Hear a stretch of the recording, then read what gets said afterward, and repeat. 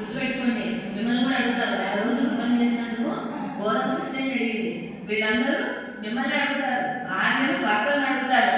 లెక్క పెట్టుకోండి ఏమడుగుతుందో, మీరు లెక్క పెట్టుకోవాలి. వాళ్ళకేమో గుడ్డలు అదురుతూ ఉంటాయి అన్నమాట. తోడి తర్వాత పెద్ద లోహాకులు కావాలి అడిగింది. ఆ తర్వాత పైన పెట్టుకుంటారు సెకండ్ టాప్స్, కర్ణాభరణాలు, కర్ణ పుష్పములు అంటారు, ఇవి అడిగింది. అయితే ఆ తర్వాత పాడకమే అంది, కాలానికి ధరించేటువంటి ఆభరణాలు కావాలి అడిగింది.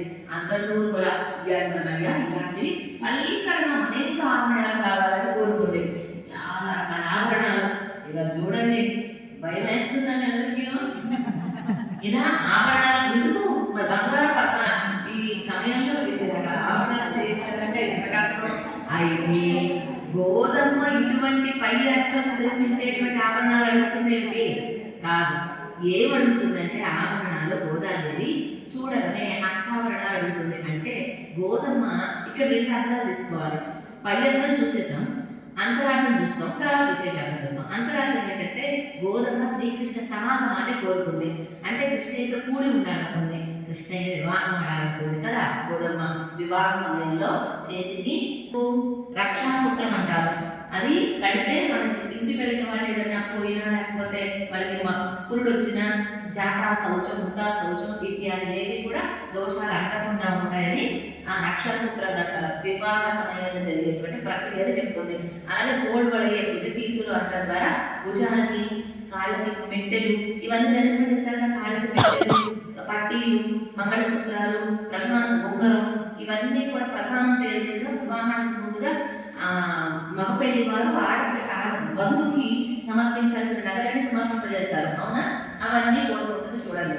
అలాగే మరి తర్వాత కల్పన న్యామణం, ఈ ఆభరణాలతో పాటు ఆడయుడుకోమంది వస్త్రం కూడా కావాలండి, బట్టలు కూడా కట్టాలి.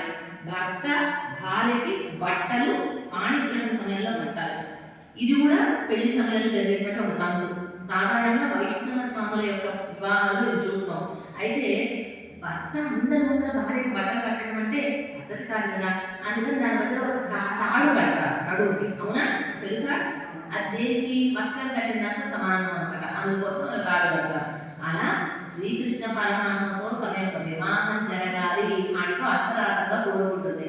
వివాహం సమయంలో చూడండి, ముందుగా ఇలా అసలు పాణిగ్రహణం అంటారు.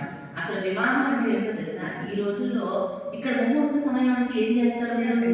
జీలకర్ర బెల్లం, అంతేనా? ఇక్కడ కూడా ఎక్కడైనా జీలకర్ర బెల్లం పెట్టడమే ముహూర్త సమయంగా భావిస్తాం. కానీ ఆ జీలకర్ర బెల్లం కంటే కూడా పాణిగ్రహణం, చెయ్యి ఎప్పుడైతే పట్టుకున్నాడో అప్పుడు పెళ్ళి అయిపోయినట్లెక్క. మంగళసూత్రం కడితే కాదు, చెయ్యి పట్టుకున్నాడు. అది ఎప్పుడు అంటే ఇలా చేతిలో చెయ్యి వేసి ఆ జీలకర్ర బెల్లం వధువుకి వరుడిది పెడతారు సార్, పాణిగ్రహణం. అందుకనే ఇది అసలైనటువంటి ముహూర్తం.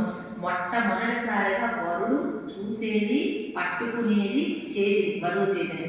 ఈ రోజుల్లో అంటే ఈ పెళ్లి కంటే కూడా ముందుగానే ప్రీ వెడ్డింగ్ షూట్స్, ఎంగేజ్మెంట్ రోజున